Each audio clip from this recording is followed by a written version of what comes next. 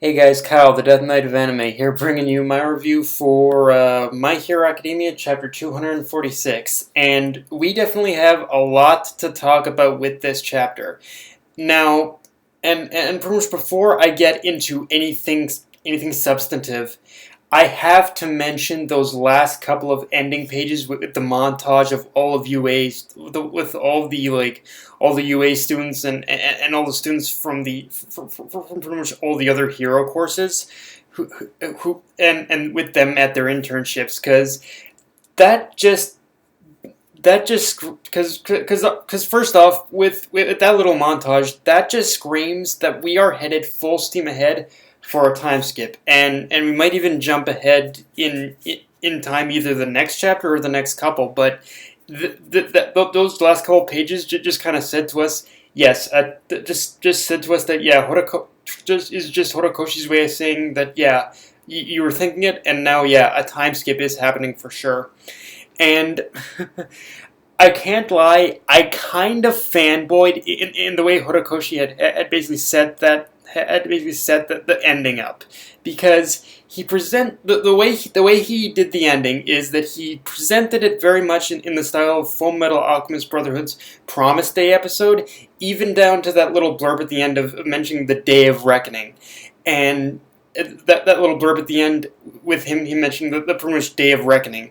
And okay, like the thing is, I think he was, I don't know if it very much looked intentional, like he was doing it, like he's a fan of basically Arakawa's work. So like it's just one of those things that just made me like it brought a warm feeling to my heart, because it brought a warm feeling to my heart that he even decided to like model his time skip in that way. Because full disclosure for new people to my channel, my number one favorite shonen is basically anything FMA related, like whether it's the 2003 series, Brotherhood, or the manga. Or any of the movies, I just love Full Metal Alchemist Brotherhood. Is my number one favorite shonen ever, and yeah, just from seeing that ending, it reminded me so much of the Promise Day episode from Brotherhood. It's like, yeah, I couldn't help get that feeling even right, and it just brought me with such a weird sense of joy, I guess you could say. Um, but yeah, I've probably fanboyed about that a little too much.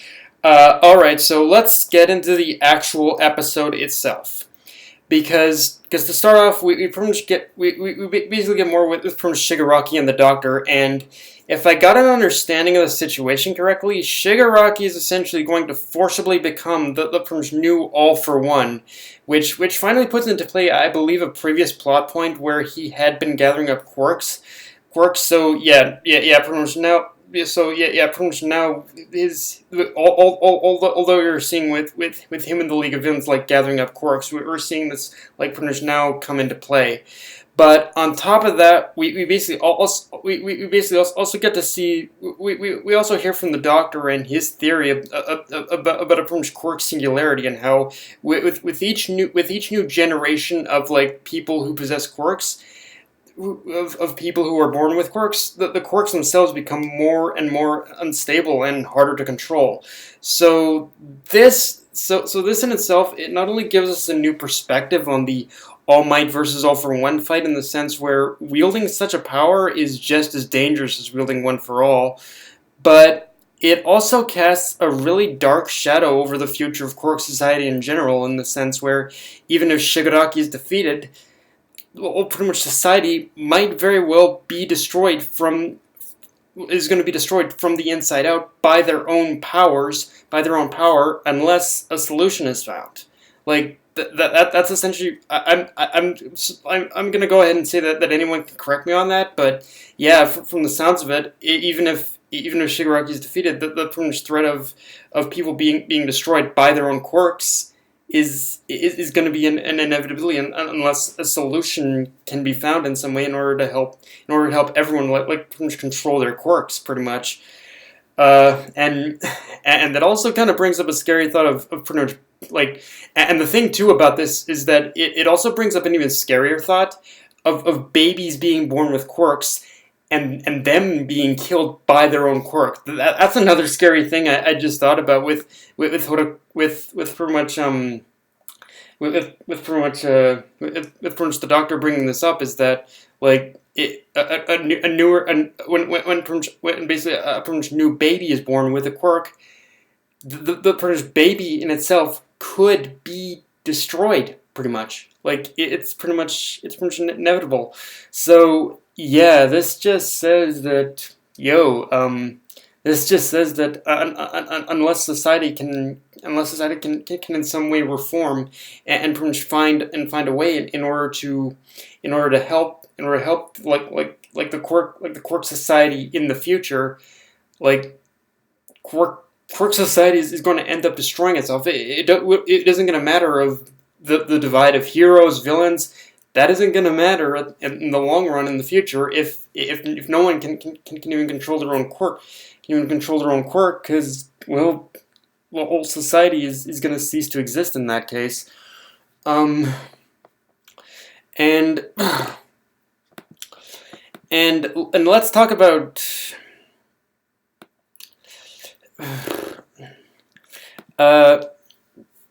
and speaking of, and also, and I guess speaking of All Might, we pretty much get the reveal that once Shigaraki is gonna make it out of this operation alive, he'll actually even be able to wield One for All.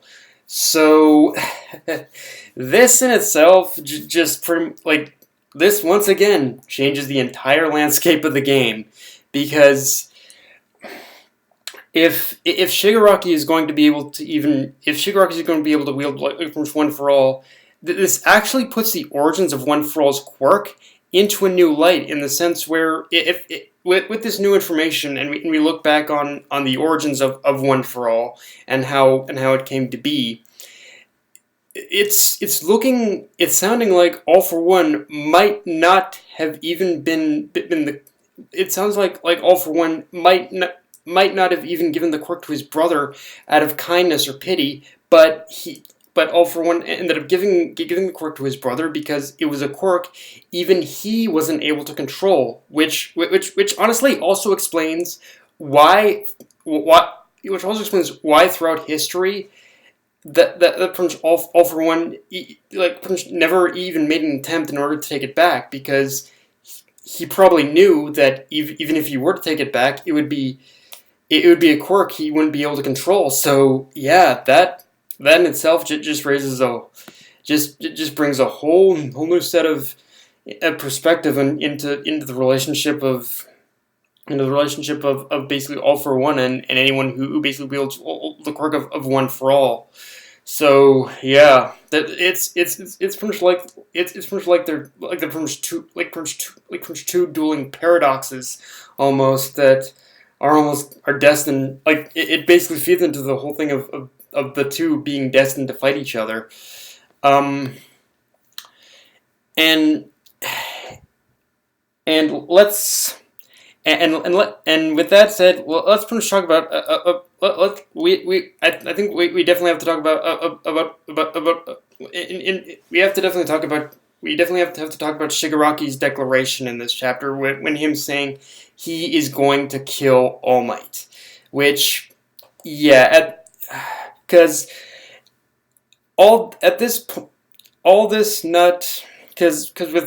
the thing is, all this not only puts Izuku in danger, but it also tosses All Might's death right back into play for the story. And the thing with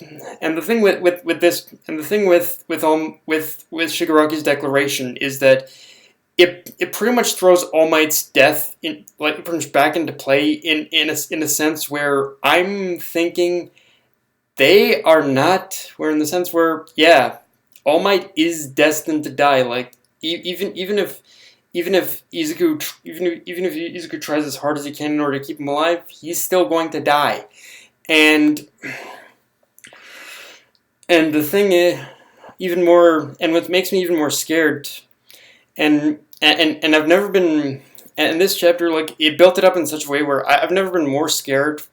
I've never been more scared for that to happen than I am now.